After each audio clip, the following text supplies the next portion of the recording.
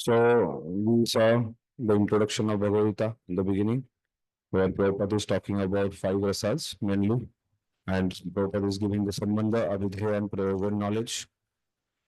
Also, we saw the five topics of Bhagavad Gita from the introduction. Then we began with the first chapter. The first chapter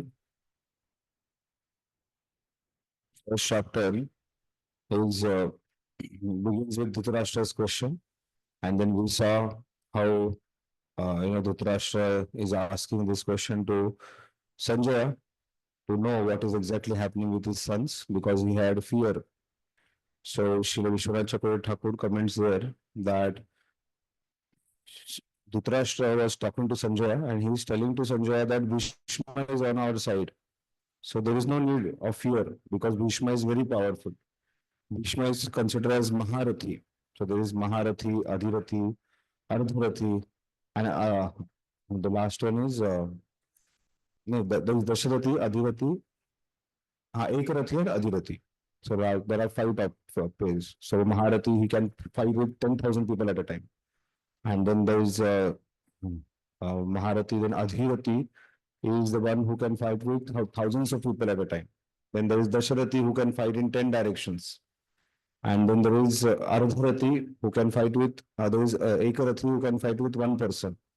And Ardharathi is who can hardly fight or who is not so expert in fighting. So that's how Bhishma is, in the discussion, he's in the Mahabharata, we see that Bhishma is describing about Karna as Ardharathi, because though Karna was equivalent to Arjuna in fight, but still because of the curse which Karna received, that at the right time he will forget all his powers. And that's what happened when Karna was killed by Arjuna. That time he forgot his powers or forgot that, what he's supposed to do. And that's why he could not exactly fight. But there are certain other incidences where Karna could not fight. And that is because he's Ardharathi, he's not Maharathi. So he's telling that we have Maharathi like Bhishma who can fight with thousands, 10,000 people. So there is no need of fear.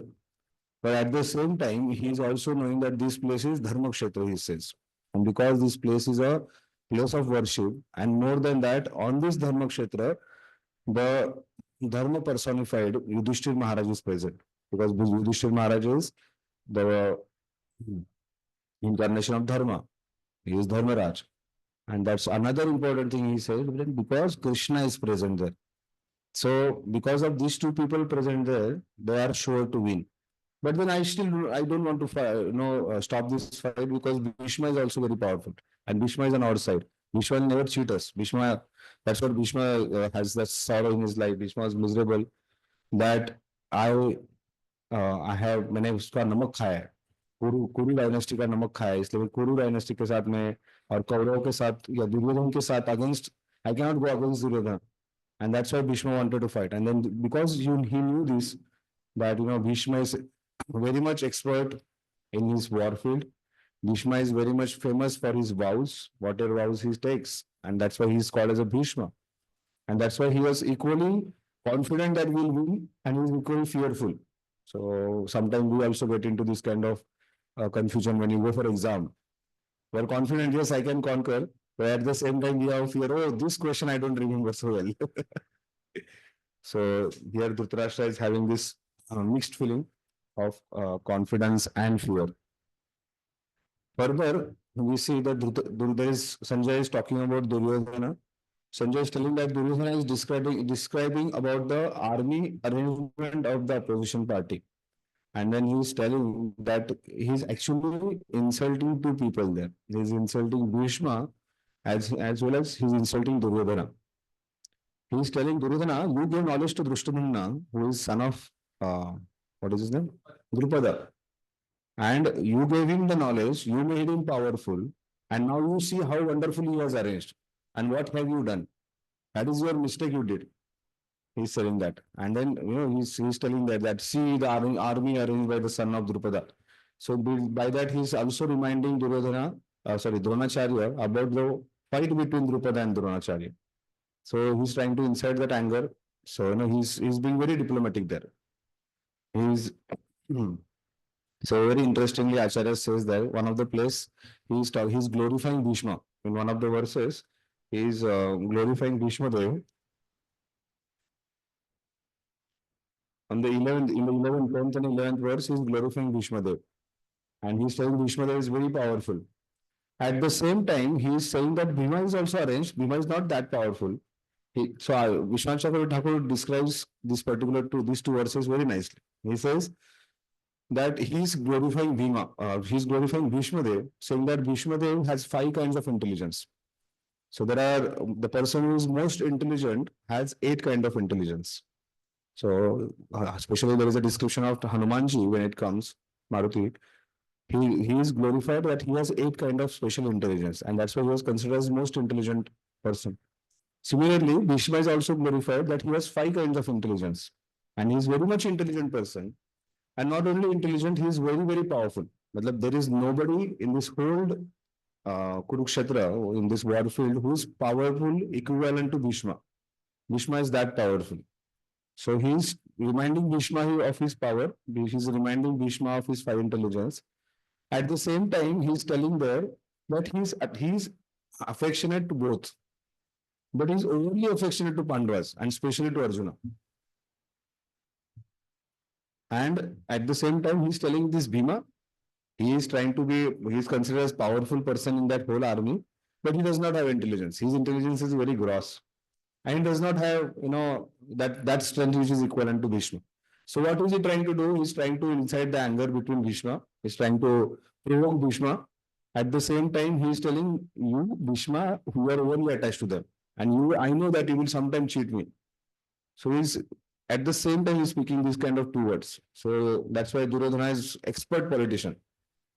One is expert politician has double meaning behind his sentence, or he knows how to provoke, how to ignite, or how to do the things. So he's doing these things. So Vishwanath Chakravarti could describe both. So there is a description of Bhishma being inadequate and Bhima being adequate, and Prabhupada also writes that way. So immediately after that, Bhishma takes the conch and then he blew the conch. After he blew the conch, all the trumpets and everything started blowing, all old traditional sounds. They were playing the conch and drums and bugles. So we also should have bugles in our kirtan sometime, being blown. Bugle is actually made up of horns of beasts. So so after Bhishma blew all these things, immediately there is a reaction from Pandava's side. What is the reaction? That Krishna and Arjuna, they blow their conch. What is the verse? Panchajanya Rishikesho Devadatta Dhananjaya. So there are five. So interestingly, Acharya's mentioned this also. Prabhupada also mentions that because the side of dharma is very powerful, because of the side of dharma being very powerful, their conch description is given. And no, they have not given the description of Pandavas. And then there is a reason behind every conch. Why Panchajanya? Why Panchajanya Rishikesha? Devadatta? Why Devadatta? Why Paundraka? All those. So there are five conches of five Pandavas mentioned there. And then other Pandavas also blowing conches. And when there was a sound of the conch, at that sound, especially the Panchajanya sound, was so threatening to Duryodhana and the army, opposition party. It is said that Duryodhana felt heartbeats were increased and he was actually having heart attacks, kind of thing after the blowing of the conch. Duryodhana had a heart attack. Half of the army was already Mishud. So that was the situation. So there are multiple times there were signs or understanding even Kaurava party had that they are going to lose this war. But still, ego is so powerful that it did not allow them to attachment. Vishwanath Chakravarti Thakur writes about ego and greed there. Ego and greed is so powerful, it had overcome them so much that they forgot all these signs. But in place of Pandavas, what are small significant signs they were getting, small signs they were getting, they were saying, no, we should stop. No, we should not go ahead with this. So we understand the person who is dharmic, one person who is spiritual, one person who is a devotee, immediately pays attention to this signs, or immediately gives attention that he is alert. He is always in the alert mode. That if I am doing something wrong, I am going to get the reaction. I should not be troubling others, and I should not be troubling dharma. I should not be troubling the whole society. That is his intention. So we should be careful.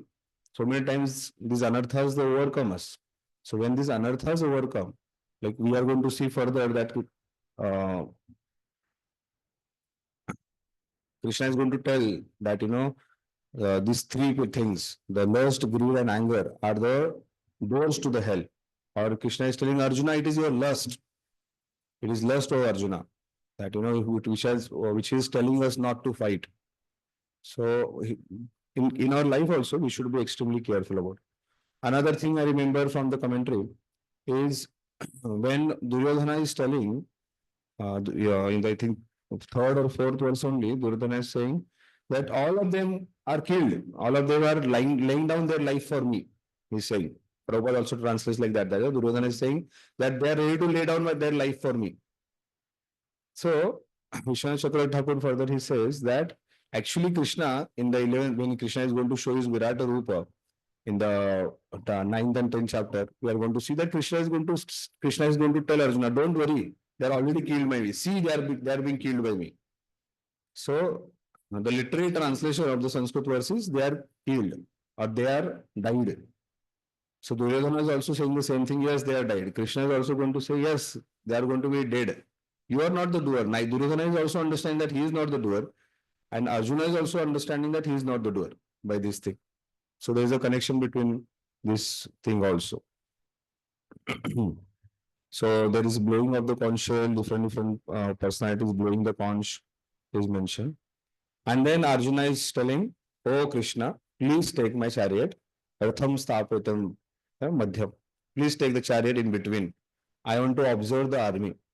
So especially here Baldev Vidyabhushan mentions that when he's saying that I want to observe the armies, he's saying that I want to observe my elders. Who all are standing.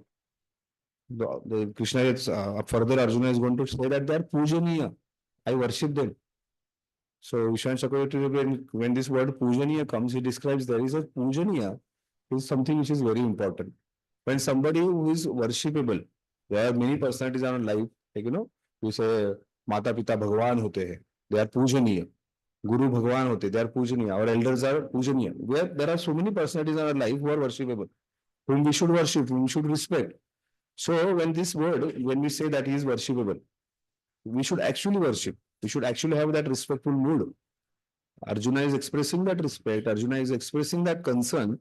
And because of that, he is also passing on this message that when you are saying somebody who is a pujaniya, we should actually worship it. We should actually show that respect. We should actually obey to him. And if you are not obeying, you are committing a sin. So Arjuna is saying many other sins in the context of Bhagavad Gita, but his fear is there. There, what he is expressing that I am going to commit a sin if I am killing pujaniya, if I am going to kill my personalities.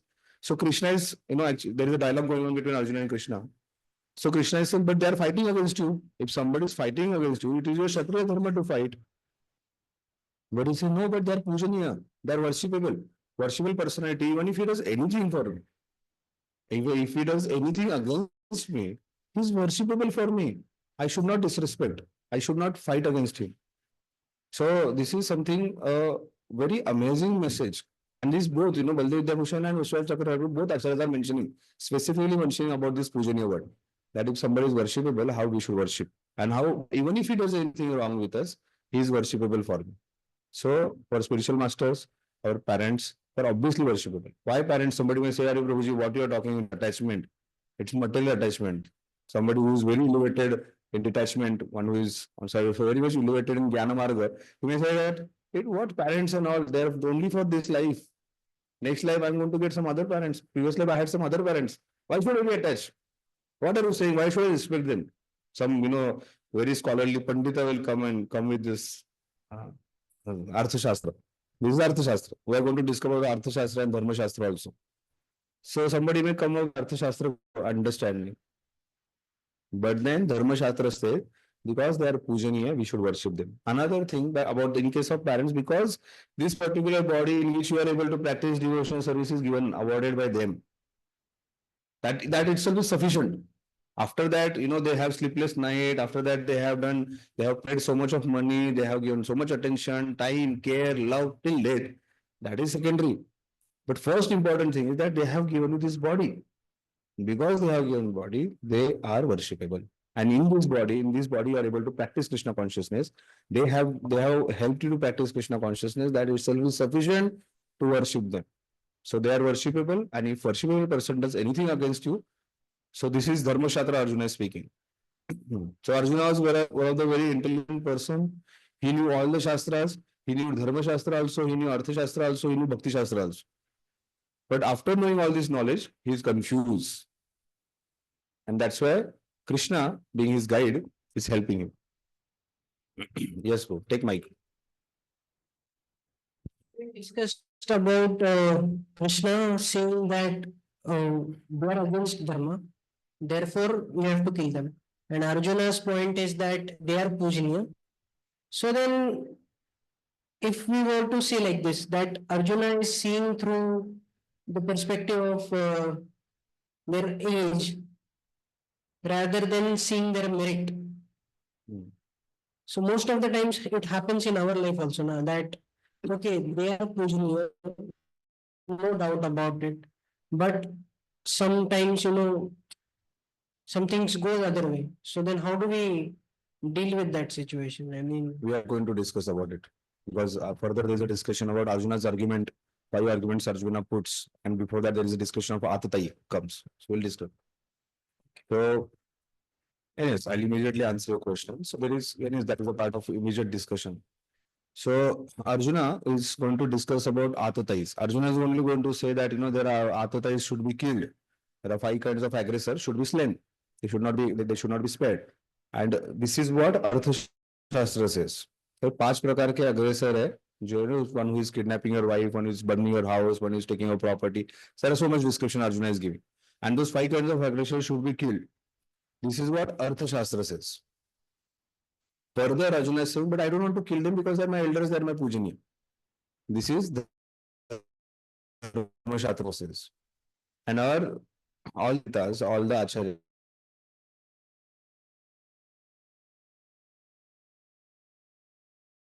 the name of Acharya, he mentions that time in the Smriti there will be conflict. Like some Smriti Shastra is saying that there should be killed. And Artha Shastra is saying that in the Smriti Shastra, Artha Shastra is saying that they should be killed. But Dharma Shastra is saying, no, you cannot kill them. They are worshipable. Even about Duryodhana, because he is your brother, you should not be killed. That is what Dharma Shastra is saying. And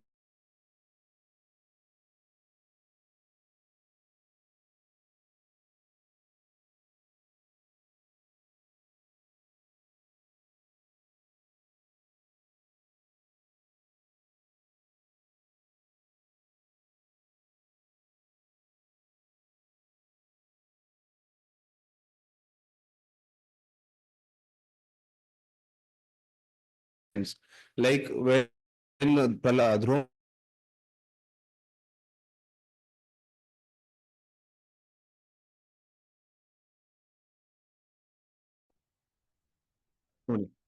now Narad Muni always wants a person to become a devotee, right? His preaching is always one should become a Vaishnava.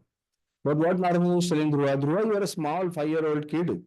You are going to jungle. There are so many dangerous animals. You will not be. They'll kill you. They'll eat you. Dhruva is saying he's angry. He's agitated. He's saying you either give me the message or you go away from my. Again, Narad Muni is saying that you will not be able to practice what I'm telling you. You're a kid. You will not be able to do the tapasya what I'm saying. It is a very severe tapasya. He said, if you want to help me, if you want to guide me, guide. Others, you go away from my way. That's what Dhruva is saying. And then Narad Muni is giving him the bhakti, the knowledge of devotion, seeing it after getting a confirmation. So these acharyas, these panditas, or those maharathis, or even Krishna checks a person through all other scriptures. So that's why Vedic knowledge, we are going to see in 3rd chapter, how Vedic knowledge is a flowery word. Like somebody is walking on the street and there are all flower petals around it. It looks so pleasant. It looks so nice. It हाँ मेरे लिए कोई रास्ते पे डाला. Similarly, Vedas are like that. Every part of a Veda looks like very glamorous. Every part of the Vedic knowledge looks like very amazing. But the next verse says that it is a jala. It is a net where you can get captured. And you will not understand how to come out of it. So that's why what we follow is Acharya. Because they have studied all the scriptures, they have got the essence of all the scriptures. And because they have got the essence of all the scriptures, we accept. Or do you think we have a capacity of getting into every small aspect of our Vedic knowledge, even four Vedas we consider, and then try to derive the essence is that Vedesha Sarver Aham Eva Vedyo. No, it's not possible for us. So, because of the grace of Krishna, because of the grace of Guru, because of the grace of Acharya, we have come to this level that we have somebody to follow who has studied. And they are saying that Artha Shastra is not to be given more importance, Dharma Shastra has to be given more importance. And that's why, if Krishna is saying that, Artha Shastra is important because I am saying that you should be killed, then Krishna would have not explained Bhagavad Gita. Krishna is explaining Bhagavad Gita on the basis of 5 questions, 5 arguments of Arjuna, which are based on Dharma Shastra. So you can understand that Krishna is giving importance to Dharma Shastra. So Dharma Shastra is to be given more importance, and that's what Dharma Shastra says, that our worshipable person should be worshipped even if they do anything. This is what Baldev Vidyabhushan and Vishwanath Chakravarti Thakur, both of them mention. So we saw that there are aggressors, and then after that Arjuna puts his 5 arguments. Which are the 5 arguments Arjuna puts? Krishna, get water. Enjoying mentality. The first argument Arjuna puts is of enjoyment. That I will not be able to enjoy if there is no hesitancy. So there you have some question? पहला indecision है ना. Indecision is last. That comes in second chapter. That's the first 5-6 verses of second chapter is indecision. So Arjuna's first is compassion.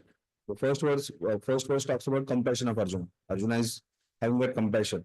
Being a devotee of Krishna, being very sattvic, he had that compassion. And I don't want to fight, I don't want to kill. Then the second argument is no enjoyment, even if I'm victorious. Arjuna is telling that I am not behind great Krishna. I don't want this kingdom. But at the same time, if I don't get the kingdom, I will be deprived. So Krishna is saying that if you don't get the kingdom, you will be deprived of everything. If you are deprived of everything, what will you do?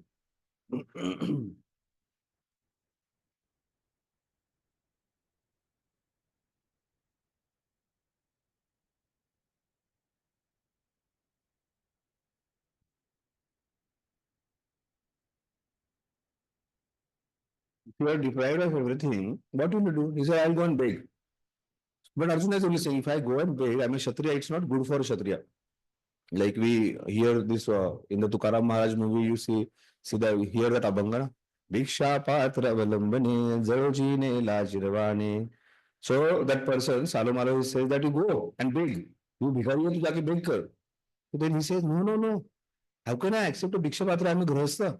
Bhiksha patra avalambane zarojine lajirvane. मेरा जीवन जो है लाजिरवान है. It's useless. It is shameless. I cannot go and beg. Similarly, Arjuna, he's only telling, I'm not behind grade. I don't want kingdom. At the same time, I cannot beg also because I'm Kshatriya. Kshatriya is not supposed to beg. So he's confused there.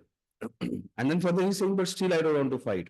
And that is his compassion. And then further he says, even if I become victorious, even if I get the kingdom, I'm not going to get enjoyment because all the people are going to die. With whom I'll enjoy? Second argument Arjuna puts is that no enjoyment. Third is fear of sinful reaction.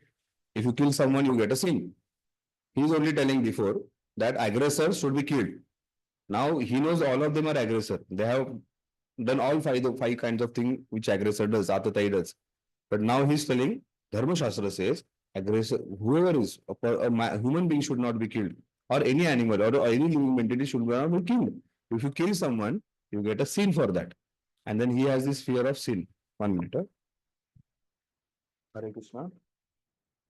हाँ प्रभु आजच यायचं ना कारण हाँ अच्छा प्रभु मला थोडा ताप आलाय तर ध्रुव महाराज कोणी रेती होती होती हो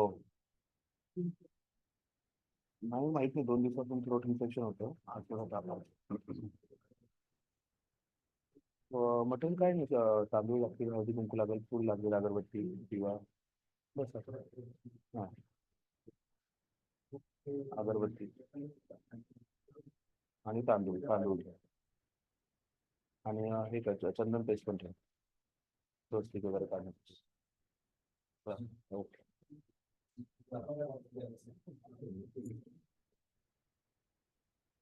So he's telling that I'll get the sinful reaction, and then we say the second chapter is full of this particular Krishna is telling Arjuna, sin, don't worry. No, you cannot kill, you are not the body, you are soul. And he's giving an explanation of Sankhya Yoga for this answer. So 2.11 to 30, we see the compassion of Arjuna. Oh, sorry, 2.28, 30, 28, 29, 30, we see the compassion of Arjuna. Not sorry, 1.28 to 30. Then 1.31, 35, we see the enjoyment. Then 36 to 30, 37, 38, we see the sinful reaction, and he had that fear of sinful reaction. Then we see the destruction of family tradition. This is something very important, the description Arjuna is giving, and which we should follow in our life, especially in the life of Grahasthas. This is something which is very important to follow. And there's a sequence of things. It is not just one thing that, the dharma is destroyed. Or it is not just one thing, like, people they say, because unborn, that's useless living entity will be born. What is that Sanskrit word? Um,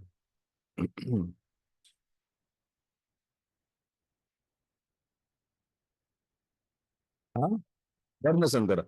So somebody will say that Arjuna is talking about only about Varna Sankara. No, he's not talking only about Varna Sankara.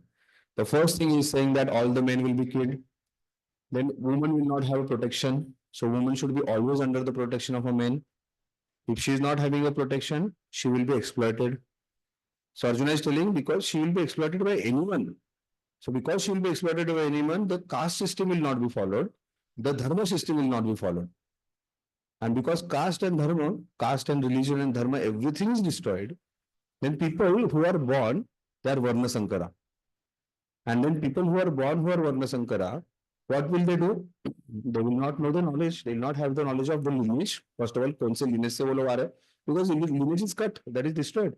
Because they will not have the knowledge of lineage, what will happen is they will not know the practices, religious practices. And the very important religious practice of offering oblations, offering tarpana to the forefathers, they'll forget. And then if forefathers are not happy, forefathers are not liberated, then the lineage is destroyed. And with all this, the dharma will be destroyed. So Arjuna is saying to reminding Krishna that you come here for establishment of dharma, and by this war, you are destroying dharma. So till this point, Arjuna is arguing with Krishna. He is saying, "You are my friend. I'm telling you, you are destroying dharma by keep doing this war."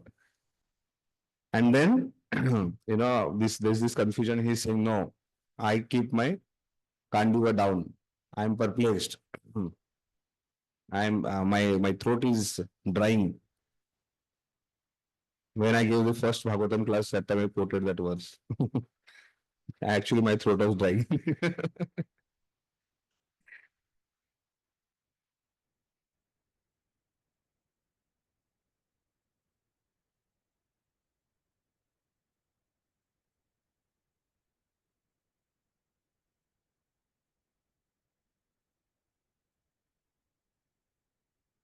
Okay, any doubts in the first chapter?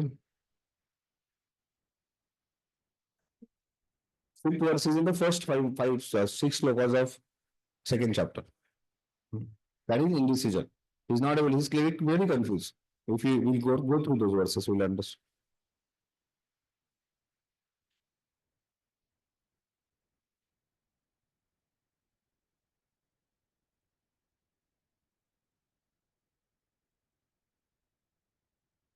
So the verse number 42, you can see, Dosharte Kulaghanam Varna Sankarakayo Utsanagme Jati Dharma. So somebody may have this of the, hey, Arjuna is talking about Jati, he's against caste, he's casteist, casteism, he's bringing casteism here. So yeah, Arjuna is very confident, yes, I'm talking about caste here. Brahman, Kshatriya, Vaishya, Shudra, I'm talking about caste. And the caste system should be followed. If you are getting married, get married in your caste. So Arjuna is also telling the same thing. Caste system should be followed because that particular lineage, that particular dharma, that particular religious activities, they know it very well.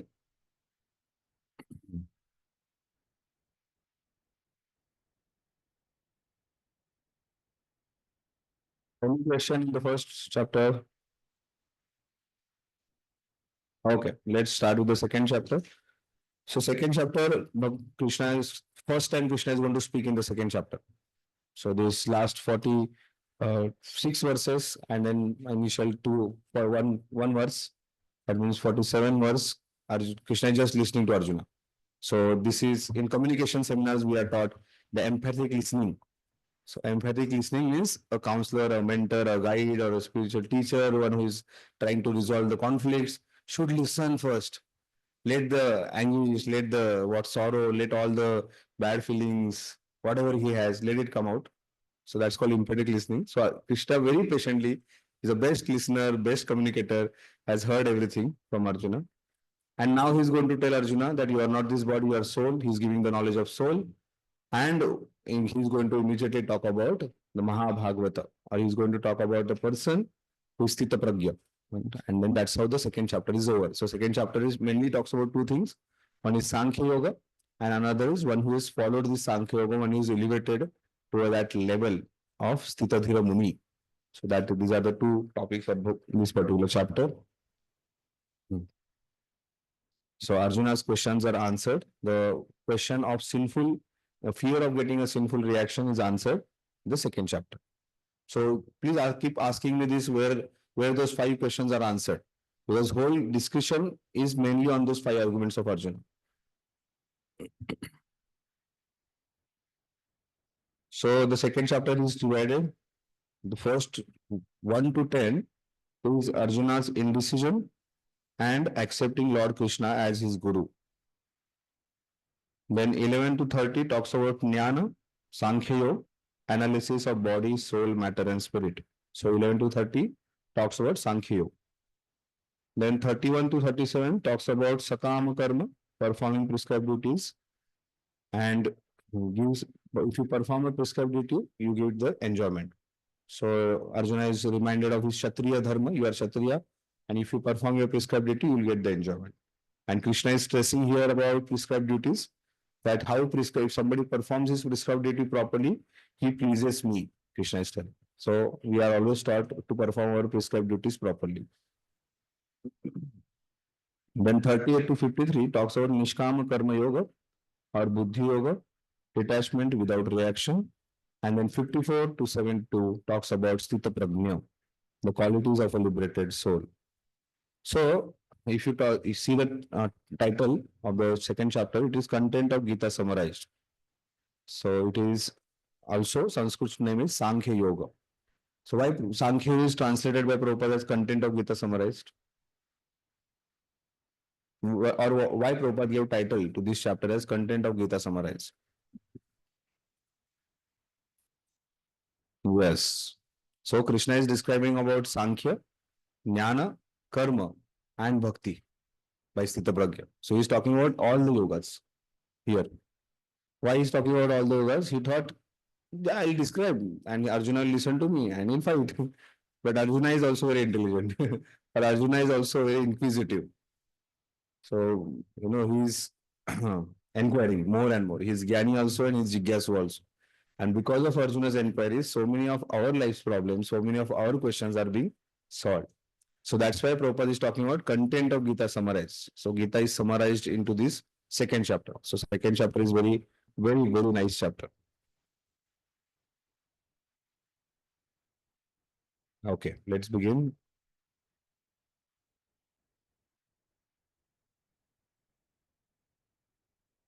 So Sanjaya, in the last verse, if you see of the phrase, Arjuna having thus spoken on the battlefield, cast aside his bow and arrows and sat down on the chariot, his mind overwhelmed with the grief. So Sanjay is telling whom? Dhritarashtra. And as soon as Dhritarashtra had heard this, he started clapping and he became very happy. Yes, this is what I wanted. Now there is no need of war. They have lost and they're ready to beg. So he's actually rejoicing, Dhritarashtra. And then he does not know that, Krishna is in the next immediate verse going to, reduce or is going to put water on his happiness. We'll begin at the first verse. Sanjay Vacha तं तथा कृपयाविष्टम् अश्रुं पूर्णाकुलेशनम् विषदन्तमिदं वाक्यम् उवाच Madhusudana. Sanjay said, seeing Arjuna full of compassion, his mind depressed, his eyes full of tears, Madhusudan Krishna spoke the following words. So, previously also, Arjuna has used this word Madhusudan to Krishna. So, Madhusudan means one who is the killer of demon Madhu. So, Krishna is telling Arjuna in that dialogue, why are you criticizing me by saying me Madhusudan? So Baldev Darshan is very interesting. He says the Madhu name also refers to Madhava. And Krishna comes from this. Madhu is one of the personality in Yadu dynasty. And that's why Krishna's one of the name Madhava comes from this word Madhu. One who is in the dynasty of Madhu is Madhava. There are many meanings of Madhava. So one of the meaning is one who is in the dynasty of Madhu is Madhava. So what are you saying? I killed Madhu? I killed my own dynasty, the main personality of my dynasty? You're talking about me as a Madhusudan like that? So Krishna is Arjuna is saying, no, no, no, you're Arisudhana. Not only Madhu, you are the killer of all the demons, and I'm talking about that Ari, that Madhu who is a demon. So I'm talking about that demon Madhu. And that's why same thing Arjuna here Sanjay is also referring. And when Sanjay is referring this word Madhu, he is telling Dhritarashtra that Krishna is Madhusudana, he is killer of demon Madhu, and that same is Arisudhana, he is killer of the demons, and one who is having a demonic mentality. So your sons who have a demonic mentality, or you yourself who has a demonic mentality, will be killing you. So Sanjay is again and again warning Dhritarashtra. But this foolish Dhritarashtra never understood. We see the last verse of Bhagavad Gita, Sanjay is telling that wherever Krishna is there, wherever Arjuna is there, the victory is surely going to be there. But still Dhritarashtra did not stop this war. And that is because of the greed. That is because of the attachment to the throne. So all these anarthas, when we talk about 6 anarthas, sometimes we hardly pay attention to it. Lest, today it is not there. Greed, I don't have greed. All these anarthas, we are hardly caring for it. And that's what Prabhupada said, no? My biggest fear is that my disciples are not, my followers are not fearful of Maya. So we have to understand that Maya is so powerful, that even after telling so many times to Dhritarashtra that your sons are not going to win, Dhritarashtra is not ready to stop this war. Even after Krishna showing, some part of his Virata Rupa to Duryodhana, still Duryodhana did not understand. So this message was sent to Dhritarashtra that Krishna has already shown the Virata Rupa form to Duryodhana. But still Dhritarashtra is saying, no, I want, because he is attached to the throne. And then we see afterwards also. When Vidura gave those harsh words that, you are living, तू ऐसे कुत्ते को जैसे रोटी फेंकते हैं, वैसे फेंकी गई रोटी के ऊपर तू जी रहा है. When those harsh words spoken to Dhritarashtra by Vidura, then Vidura, it clicked to Vidura, and then he gave up the throne. After war also, he was not ready to give up the throne. He was still attached. He was still sitting on the throne. So here also we see that he is Madhusudana, and this Madhusudana is to finish your dynasty. So please now understand. And this Madhusudana Lord is speaking now. Can somebody read the translation and purport?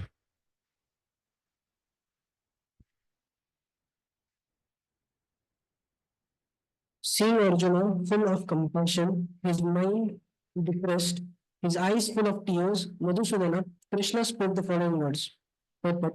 Material compassion, lamentation, tears are all signs of ignorance of the real self. Compassion for the eternal soul is self-realization. The word Madhusudana is significant in this verse. Lord Krishna killed the demon Madhu, and now Arjuna wanted Krishna to kill the demon of misunderstanding that had overtaken him in the discharge of his duty. No one knows where compassion should be applied. Compassion for the dress of a drowning man is senseless. A man fallen in the ocean of nations cannot be saved simply by rescuing his outward dress, the gross material body. One who does not know this and laments for the outward dress is called a Shudra, or one who laments unnecessarily. Arjuna was a Kshatriya, and this conduct was not expected from him. Lord Krishna, however, can dissipate the lamentation of the ignorant man. And for this purpose, the Bhagavad Gita was sung by him. This chapter instructs us in self-realization by an analytical study of the material body and the spirit soul, as explained by the Supreme Authority, Lord Sri Krishna. This realization is process possible when one works without attachment to future results and is situated in the fixed conception of the real self.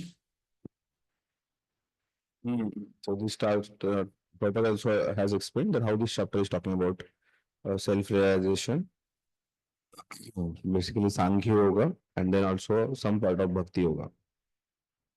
The word Madhusudana is also very important. The word Madhusudana is significant in this verse. Lord Krishna killed the demon Madhu. Now Arjuna wanted Krishna to kill the demon of misunderstanding that had overcome. So another meaning of Madhusudana is Madhu is the key. Demon Madhu represents misunderstanding.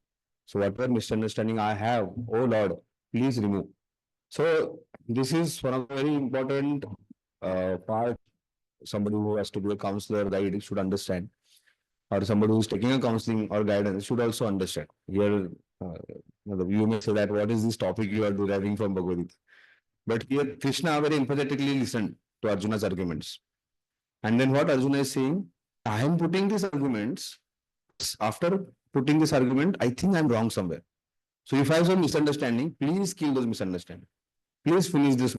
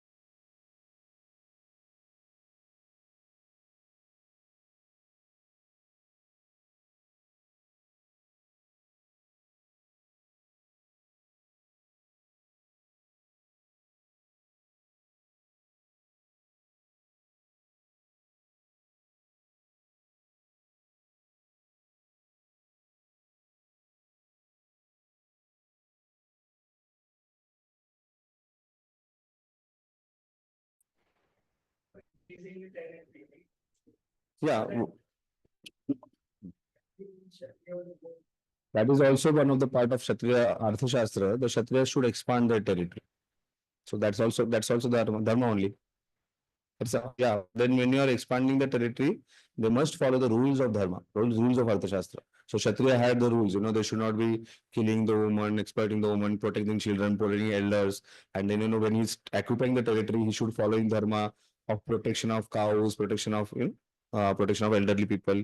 If he's not doing, if that is not based on these dharmic principles are not followed, no question of going to heaven. But Krishna knew that Arjuna and the Pandava party is so dharmic. And in this particular word of Mahabharata, everybody not only went to heaven, they were liberated because they died in front of Krishna. So we should. Anarya Ajishtam Aswargam Akirtim. He's telling that Kirtin, your all Kirti, all your fame is going to lose. You are going to just get infamy. Krishna is going to say again that you are going to be like this. Klebya. Krishna is using this word to Arjuna. So Bhagava on a warful set. So people will call you as sorry, but he's a he's telling something. जर कुठला devotee war म्हणजे army मध्ये असेल मग सो त्याच्या destination काय See, that's why I said that there are three shastras. One is Arthashastra, another is Dharma Shastra. And Bhakti is a different principle itself. If he's a sincere devotee and he is not aspiring obviously for heaven, but he will surely get elevated. And he's just performing his duty. See, when devotee is performing, he's performing a duty. He's not doing out of attachment for the country. I'm attached to my country. Then he's not understanding the principle of devotional service, right? We all so many times we criticize Desha Bhakti. So if he's saying that I'm fighting this war for Desha, that's wrong. He's saying that I'm doing my prescribed duty. He's on the platform of Bhakti, and there is no question of going to heaven. He's elevated much more. Or whatever, he will get nice human form, or what is to be whatever he's to be getting of his practice of devotional service. Okay. So there is no application of Arthashastra, whether he'll go to heaven, whether he'll get a human birth, whether he'll be a king. No. There is no question of Arthashastra. Because he's a devotee, he's on a different platform. That's why Vaishnavas are always on a different platform. We are going to study this yoga ladder. In that yoga ladder also, we are going to see when somebody is following Ashtanga yoga, or somebody is moving from Jnana yoga, Ashtanga yoga, has a great struggle. And that kind of struggle is not applied, all the struggle is not for Bhakti yoga, or one who is a practicing of Bhakti yoga. So Bhakti yoga is a different platform itself. Okay.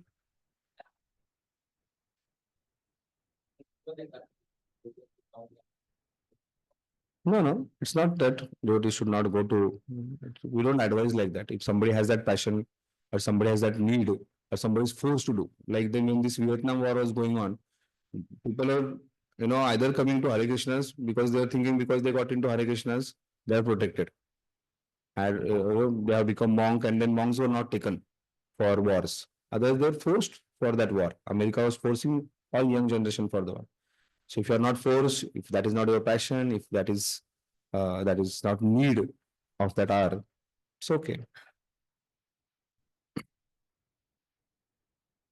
Okay. So Arjuna, ना स्वर्ग मिलने वाला है, ना इस जीवन में कुछ आनंद मिलने वाला है, ना कुछ फेम मिलने वाला है. You are just going to be, considered useless. Now, when somebody calls you useless, it is painful. क्या useless है? It is who? Arjuna, who is Dhananjaya, who is Mahabaho, who is so powerful, who is so well glorified. Krishna is telling you useless. ऐसा होता है ना कभी कभी अपना सब motivational speaker they try to inside कर सकता है और फिर अगले बजे तू फालतू तू नहीं तेरे से नहीं होगा. So Krishna is trying those techniques with Arjuna here. You are useless. You are going to कुतस्त्वा. कहाँ से आया तुम्हारे अंदर ये पागलपन? कुतस्त्वा कश्मलमिदं विषमय समुपस्थितम अनार्य अजुष्टम अकीर्तिम करम arjuna. Anarya Ajustam Aswargam Akirtim Karam Arjuna. So you are not going to get Swarga, you are not going to get any Kirti. Purport. Please read. Omkar Ojasi going to, please read. purport. Krishna and the Supreme Personality of Godhead are identical. Therefore, Lord Krishna is referred to as Bhagavan throughout the Gita. Bhagavan is the ultimate in the absolute truth. The absolute truth is realized in three phases of understanding, namely Brahman or the impersonal, pervasive spirit, Paramatma, or the localized aspect of the Supreme within the heart of all living entities, and Bhagavan, or the Supreme Personality of Godhead, Lord Krishna. In Srimad Bhagavatam 1.2.11, this conception of the absolute truth is explained. The absolute truth is realized in three phases. Read some श्लोक. वदन्तिरस्तत्त्वविदस्तत्त्वं यज्ञानम् अद्वयम् ब्रह्मेति परमात्मेति भगवान् इति शब्दते. The absolute truth is realized in three phases of understanding by the knower of the absolute truth, and all of them are identical. Such phases of the absolute truth are expressed as Brahman, Paramatma, and Bhagavan. These three divine aspects can be explained by the example of the sun, which also has three different aspects, namely the sunshine, the sun's surface, and the sun planet itself. One who studies the sunshine only is the preliminary student. One who understands the sun's surface is further advanced, and one who can enter into the sun planet is the highest. Ordinarily, students who are satisfied by simply understanding the sunshine, its universal pervasiveness, and the glaring effulgence of its impersonal nature, may be compared to those who can realize only the Brahman feature of the absolute truth. The student who has advanced still further can know the sun disk, which is compared to knowledge of the Paramatma feature of the absolute truth. And the student who can enter into the heart of the sun planet is compared to those who realize the personal features of the absolute truth. Therefore, the Bhaktas or the transcendentalists who have realized the Bhagavan feature of the absolute truth are the topmost transcendentalists. Although all students who are engaged in the study of the absolute truth are engaged in the same subject matter. The sunshine, the sun disk, and the inner affairs of the sun planet cannot be separated from one another, and yet students of three different phases are not in the same category. The Sanskrit word Bhagavan is explained by great authority for Parasara Muni, the father of Vyasadeva. The Supreme Personality who possesses all righteousness, all strength, all fame, all beauty, all knowledge, and all renunciation is called Bhagavan. There are many persons who are very rich, very powerful, very beautiful, very famous, very learned, and very detached. But no one can claim that he possesses all righteousness, all strength, etc. entirely. Only Krishna can claim this because he is the Supreme Personality of Godhead. No living entity, including Brahma, Lord Shiva, or Narayana, can possess opulences as fully as Krishna. Therefore, it is concluded in the Brahma Samhita by Lord Brahma himself to Lord Krishna, is Supreme Personality of Godhead. No one is equal to or above him. He is the primeval Lord or Bhagavan, known as Govinda, and he is the supreme causes of all causes. Ishvara Parama Krishna Sachitananda Vigraha Anadir Adir Govinda Sarvakarana Karanam. There are many personalities possessing the qualities of Bhagavan, but Krishna is the supreme because none can excel him. He is the supreme person and his body is eternal, full of knowledge and bliss. He is the primeval Lord Govinda and the causes of all causes. Brahma Samhita 5.1. In the Bhagavatam, also there is a list of many incarnations of the Supreme Personality of Godhead, but Krishna is described as the original personality of Godhead, from whom many incarnations and personalities of Godhead are explained. Ete chamkaya sapumsa Krishnastu Bhagavan Swayam. Indradi vakyulam lokam mritayanti yuge yuge. All the list of the incarnations of Godhead submitted here with are either plenary expansions or parts of the plenary expansions of the Supreme Godhead, but Krishna is the Supreme Personality of Godhead himself. Therefore, Krishna is the original Supreme Personality of Godhead, the absolute truth, the source of both the Super Soul and the impersonal Brahman. In the presence of the Supreme Personality of Godhead, Arjuna's lamentation for his kinsman is certainly unbecoming, and therefore Krishna expresses his surprise with the word Kutha, where from. Such impurities were never expected from a person belonging to the civilized class of men known as Aryans. The word Aryan is applicable to persons who know the value of life and have a civilization based on spiritual realization. Persons who are led by the material conception of life do not know that the aim of life is the realization of the absolute truth, Vishnu or Bhagavan, and they are captivated by external features of the material world, and therefore they do not know what liberation is. Persons who have no knowledge of liberation from material bondage are called non-Aryans. Although Arjuna was a Kshatriya, he was deviating from his prescribed duties by declining to fight. This act of cowardice is described as befitting the non-Aryans. Such deviation from duty does not help one in the progress of spiritual life, nor does it even give one the opportunity to become famous in this world. Lord Krishna did not approve of the so-called compassion of Arjuna for his kinsmen. Hmm. So, Rishikesh Konde bro, would you like to summarize this purport? A lot of things Prabhupada is talking. Yes, Prabhu. So in the first paragraph, as we saw, just a minute, Prabhu. Krishna and Supreme Personality of Godhead are identical. So Prabhupada says here that Krishna is the Supreme Personality of Godhead, and therefore Krishna is referred to as Bhagavan throughout the Gita. So most of the time we see in Bhagavad Gita that it's written Bhagwan Uvacha. So Yes. So this word Bhagavan Prabhupada, Vach is very important. And Prabhupada is yes, explaining that how Krishna is a supreme Lord who is a possessor of six opulences. Vadantitas Tattvavidas, Tat Jnanam, Tattvam Jnanam Advayam, Brahmeti, Paramatmeti, Bhagavan. Sorry. Aishwarasya Samagrasya Viryasya Yashasya. This particular shloka we are going to see, where Krishna is describing our six opulences which Bhagavan possess. And Krishna is that Bhagavana. So Bhagavan Vacha is very, very important word. Yes, so next. the absolute truth can be realized in three phases, which is knowing the impersonal or pervasive spirit, which is the Brahman, the Paramatma, which is localized in the heart of every living entity, and Bhagwan, the Supreme Personality of Godhead. Hmm. So Brahman, Paramatma, and Bhagwan. So always remember this. We are going to have multiple time discussion on this. That absolute truth is described into three phases or three. The one is Brahman, next is Paramatma, and then third is Bhagavan. Okay, bro. Next.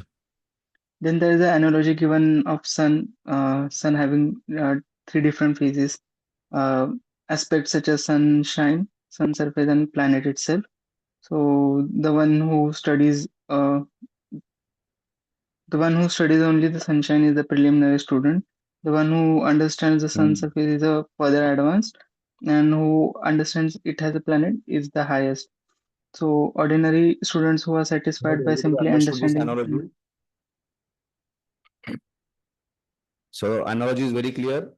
Is sun planet, then sun, sun disk, and sun rays. Sorry, sunshine, sun rays, sunshine, sun disk, and the sun planet. So when it is planet, there is sun god who is on the chariot and he has people to worship. So he's a personality, sun god, who is worshipped by people. There are people around him. There is reciprocation. So Bhagwan is the one who has reciprocation by his devotees, or Bhagwan is the one who is possessor of opulences. So Bhagwan status is that like being like a underglow of sun glow. Then there is a sun disk, which is a Paramatma realization, and sun rays is a Brahman realization. So sometimes this Mayavadis also give this example of sun rays and sunshine, or they have this example of water, when it's ocean, and you take out a bucket of water from the ocean, and then again you put the water in the ocean. What it is? It is, yeah, it is just ocean. So a soul comes out of a Brahman. Has a different identity like a bucket of water, and you again put the water back, it becomes ocean. So you become a Brahman. That's what then. Similarly, they say sun rays are coming out of sun, but they are sun rays only. It's non-different. Sun rays and sun is non-different. But that our understanding is very clear that sun rays, sun globe, and sun as a personality. That is Brahman, Bhagwan. So understand this philosophy. So whenever we have to explain about Brahman, Paramatma, and Bhagavan, we give this analogy. Yes, bro. Next. Next, Prabhupada says that bhaktas or transcendentalists who have realized that the Bhagwan feature of the absolute truth are the topmost transcendentalists. And then there's a discussion of word Bhagwan, which is explained by Parashar Muni, the father of Vyasdev. He says Supreme Personality of Godhead is one who possesses the Shadaishwarya, there might be Anybody know Shadaishwarya? Can somebody tell me? Saidu, can you tell all about all six Aishwaryas, Shadaishwaryas?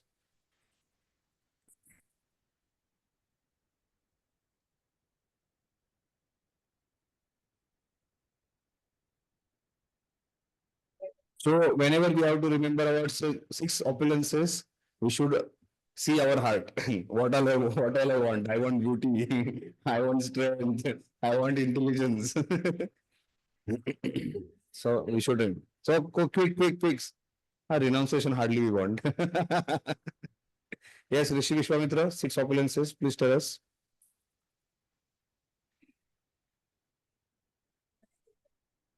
Siddhartha.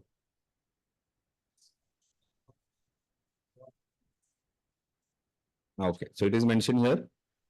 All, all righteous, all strength, all fame, all beauty, renunciation, and it and and knowledge. So please remember this. Okay, next bro. Rishikesh, next. then one person a person in the material world might have one of this, but one cannot possess all six at the same time. Then there's the verse from Brahma Samhita which states that Krishna is the supreme personality of Godhead and no one is equal or above him. Ishvara Parama Krishna Satchidananda Vigraha Anadiradir Govinda Sarvakarana Karana. Then the Bhagavatam speaks about many incarnations of Supreme Personality of Godhead, and Krishna is described as Supreme Personality of Godhead, and he is a source of all incarnations. Krishnastu Bhagavan Swayam. That there are many incarnations of God, but then amongst them, Krishna is the supreme personality of Godhead. That means Krishna is the source of everything.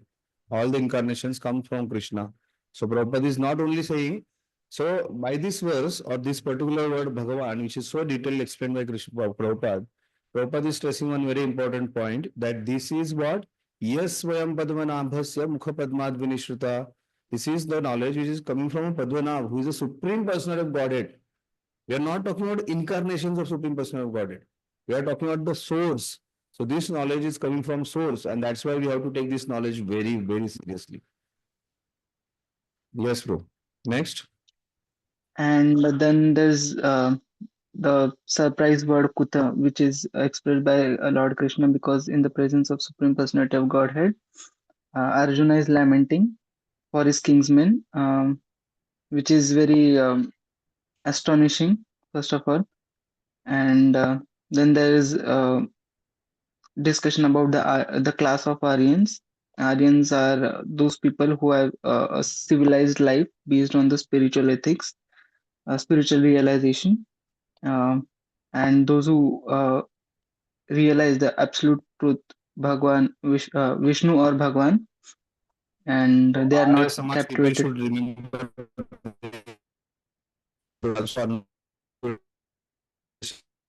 should know Krishna is the Bhagavan. They can't just say that we are exquisite. So you should know this very well. You are a student of UPSC.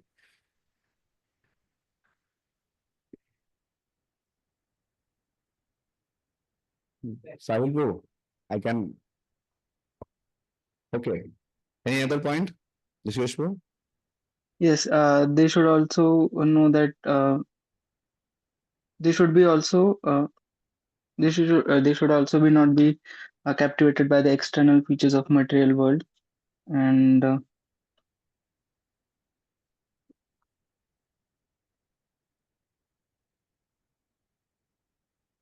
So Lord Krishna is not approving the so-called compassion of Arjuna by saying this Kutastva Akashmaladam. From where have these impurities come? So Krishna is telling your compassion is impurity. It's compassion. So I don't encourage what you are doing. Okay, anybody else wants to say, add something from your learning from this purport? Yes, Brahman, Paramatma, and Bhagavan. Then now next verse, Krishna is the third verse. Krishna is giving Jordar Shamata to Arjuna. It's called verbal slap. एक सोनार की सो लोहार की, वैसा है वो sorry 100 सोनार की एक लोहार की तो Krishna sorry The Aryan migration theory, whatever we speak now. no, don't get into that discussion. Prabhupada's writing in the purport is literally affecting that, describing that, na, that who are Aryans. Prabhupada is talking about who is Aryan. Aryan is one who is following the values of life, Yeah. one who is aspiring for self-realization, who knows the Vishnu is the supreme person of Godhead. They are the real Aryans. People living in India.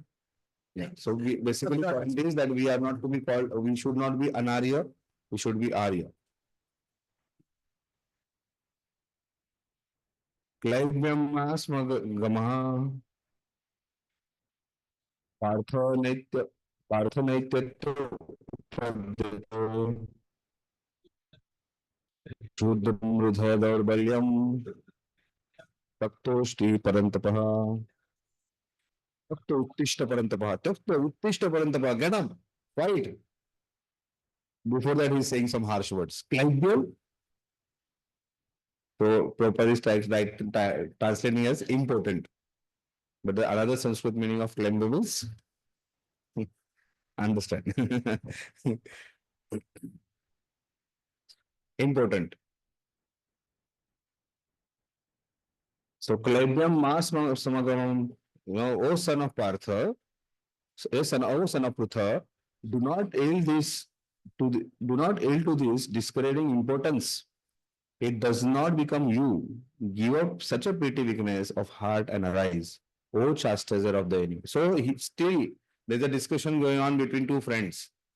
और एक दोस्त दूसरे दोस्त को बोलता है ना, तू क्या वैसा काम कर रहा है, तू क्यों इम्पोर्टेंट जैसा काम कर रहा है. So Krishna is also telling Arjuna that where have these impurities come? Why are you behaving like an important? Why are you becoming like कोई शक्ति नहीं है, कोई यूजलेस ऐसा पागल जैसा आदमी से बात कर रहा है. Get up. जोर से चमाटा लगा रहा बोल रहा है, get up. This word Rudhay Daurbalyam is very important here. Shudram Rudhay Daurbalyam. So here not to do a discussion, the discrimination of the caste, but generally the Rudhay Daurbalyam. Kshatriyas are very powerful. Brahmanas are knowledgeable. Vaishyas are, I know, very diplomatic in dealing. But Shudra have this quality of Rudhay Daurbalya. The weakness of heart comes in Shudra. So whenever we go through the weakness of heart, we should understand that this Shudra mentality has overcome us. So, and by the way, everybody in Kali is Shudra. Don't consider yourself a Brahmana, Kshatriya, Vaishya, or whatever. Bhagavatam says that everybody is a Shudra. But then calling I'm not saying the calling, the weakness of Shudra, or the weak point of the Shudra is they are Rudhaya Daurbalyam. That's why Krishna is mentioning it. Shudram, Rudhaya Daurbalyam. You are behaving like a Shudra. However, how this Rudhaya Daurbalyam has come? So what is the weakness of heart, Rudhaya Daurbalyam? What all kind of weakness of heart we can face? Lamentation. Lamentation is the weakness of heart. So Krishna, Arjuna is going through the lamentation. Another, anything? So there is generally a tuchha asakti. There is stupid attachment to something. Is a byproduct of Rudhaya Daurbalyam. That because of Rudhaya Daurbalyam or the weak heart, we get attached to anything stupid. And because of that stupid attachment, we land up in a problem. So there is tuchha asakti. Then there is matsarya, because of greed, or because of, no, not greed. Matsarya is anger. Because of the anger, you get weakness of heart. Or because of jealousy, you can clearly say, because of you are jealous, you get the weakness of heart. And because of kutiniti, because of crookedness. Generally, people are, like Manthara, where she was very crooked. I recently had a very nice discussion that when a devotee associates with a bad devotee, what happens? Now, Kaikeyi is a devotee of Lord Ram. Kaikeyi is having so much motherly affection towards Lord Ram that she was so happy Lord Ram is being coronated as a king. She was celebrating. So then Manthara went to her and said, so this Kutiniti wali Vyakti went to her and she said, a bad association goes to a devotee and said, Arey, kya kar rahe ho tum? Your enjoyment is going to go. You will become a dasi. She actually pushes Manthara, say, get out, get lost from here. Don't corrupt my mind. You are speaking useless thing. But Manthara again comes. Hey, तू समझ नहीं रही है what I'm trying to tell you. You will become dasi of Kaushalya. You are dear wife of the Dasharatha. You will lose everything. After that also, Kaikai becomes more angry on Manthara and says that Manthara, you get lost. I will kill you. Don't speak unnecessary things. Again Manthara comes. Again try to put poison. It is said that fourth time Kaikai gets little convinced. And then Manthara keeps on speaking. And then Kaikai was completely corrupted. So this Kutility, the association with the bad people or the association of bad association acts like us. So sometimes devotees say, I'm strong. Bad association doesn't. उनके साथ भी रह सकता हूँ, उनके साथ भी रह सकता हूँ. All unnecessary things in our head, and we will start doubting on devotional. We will start doubting on devotees. We will start doubting on the process. So that's why bad association is to be completely avoided. Asat sangatyag yehi Vaishnava achar. It's very important. So this kutiniti is also a byproduct of Hridaya Daurbalyam. Because of the weakness of heart, people become crooked. And another thing of Hridaya Daurbalyam, the weakness of heart, is because of Swapratishta. My, me and mine is another weakness of heart, the Hridaya Daurbalyam. That I am the batch coordinator. That's Swapratishta. May affect somebody's Hridaya Daurbalyam. Or somebody say that I'm the officer, I'm the in charge, I'm the whatever XYZ. So because of this Swapratishta, we may develop a Hridaya Daurbalyam, the weakness of heart. And here we see Arjuna is having many of this. Arjuna was not crooked as such, but when he sees false compassion, is Hridaya Daurbalyam. It is an act of a Shudra. And that's why all these things with what we are talking about is seen in Shudras. So we should not develop this Shudra mentality. Prabhupada said all our followers are like a Brahmanas, and we should develop those good qualities of a Brahmana. So Klaibem Smaman Gamyam Partham Upadyate Shudram Hridaya Daurbalyam Takta Uttishta Parantapa. Arjuna is called here as Parantapa.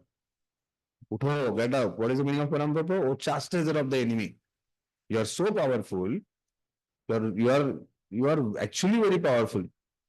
Enemies are scared of you.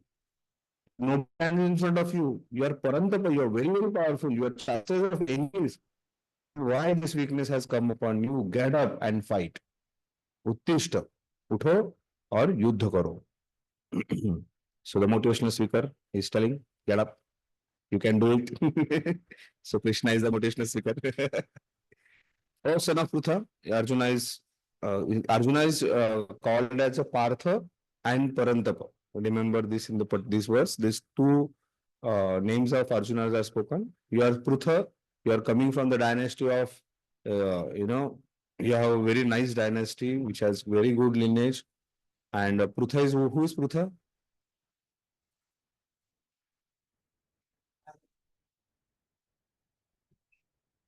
Huh? Son of Prutha. So who is Prutha? Kunti. So he is telling that I'm not just talking about Pandu. You are also coming from the Kunti side, and she is also very powerful, and her dynasty is also very powerful. So when this word Partha is spoken, it is also reminding about his mother side dynasty also. That your mother and father are very powerful personality. Their dynasty is also very powerful. You are coming from such a powerful place. You are a chastiser of enemy, and why are you behaving like Claibia? How this Hridaya Daurbalya has come upon you? Get up, fight. Okay, quickly read purport. Mataji, you want to read purport? Give mic to Mataji. Chalu kar. Purport. Arjuna was addressed as the son of Prutha, who happened to be the sister of Krishna's father Vasudeva. Therefore, Arjuna had a blood relationship with Krishna. If the son of a Kshatriya declines to fight, he is a Kshatriya in name only. And if the son of a Brahmana acts impiously, he is a Brahmana in name only. Such Kshatriyas and Brahmanas are unworthy sons of their fathers. Therefore, Krishna did not want Arjuna to become an unworthy son of a Kshatriya. Arjuna was the most intimate friend of Krishna, and Krishna was directly guiding him on the chariot. But in spite of all these credits, if Arjuna abandoned the battle, he would be committing an infamous act. Therefore, Krishna said that such an attitude in Arjuna did not fit his personality. Arjuna might argue that he would give up the battle on the grounds of his magnanimous attitude for the most respectable Bhishma and his relatives. But Krishna considered that sort of magnanimity mere weakness of heart. Such false magnanimity was not approved by any authority. Therefore, such magnanimity or so-called non-violence should be given up by persons like Arjuna under the direct guidance of Krishna. Yes. So Prabhupada is clearly mentioning that nobody can learn from Bhagavad Gita ahimsa. So if somebody is saying that I have learned ahimsa from Bhagavad Gita, he did not understand Bhagavad Gita. Because at the end or in the beginning, Krishna is already talking about violence. And Krishna is saying that this kind of magnanimity, this kind of non-violence is wrong. So ahimsa was not the reason of India's freedom. So the magnanimity, we also sometimes become magnanimous. And out of our magnanimity, we try to help those who are sinful. That's wrong. So such kind of magnanimity is not right. So in our relationship, in our friendship, in our things, somebody comes and says that, "Oh, de do mujhe, I cannot sir, leave. This is, please, I need something." ऐसा होता है बहुत सारे friend circle में आज के दिन से पीऊंगा प्लीज आज के लिए दो and then you become magnanimous and you take out and give. This kind of magnanimous is useless. So Krishna is telling Arjuna, you are being compassionate, you are being magnanimous is wrong. ये magnanimous से कुछ फायदा करेंगे. You are actually supporting adharma. It's useless. And also, Prabhupada is also explaining about Prutha. So if you read Bhagavad Gita properly, whenever I ask questions, answers are there. So keep reading properly and remember. And Prabhupada is also talking about Kshatriya. This is unworthy son. Prabhupada is talking about unworthy son. कुल का क्या बोलते उसको मराठी मध्ये तर म्हणतात ना हा कुल नाशक नाही कुल यू हॅव टू बिकम कुल दीपक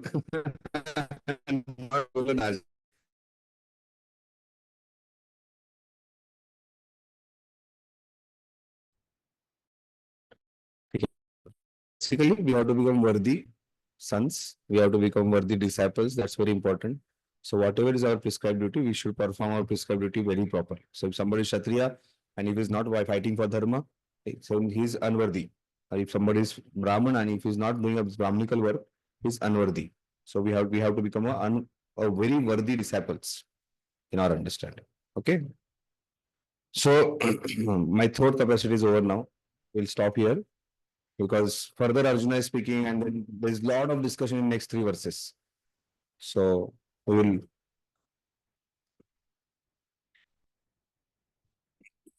So this 4, 5, 6 Arjuna is talking about indecision and ultimately surrendering. Okay. Thank you very much. Srila Prabhupada ki jai. Srimad Bhagavad Gita ki jai.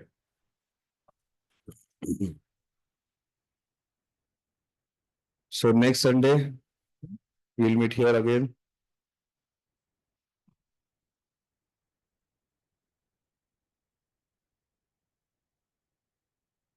(23rd March). We'll have our class on 23rd March. Don't miss it. What happened? Why are you so shocked? Correct. Please inspire your friends to join classes. They have multiple reasons. Please plan properly so that you are available.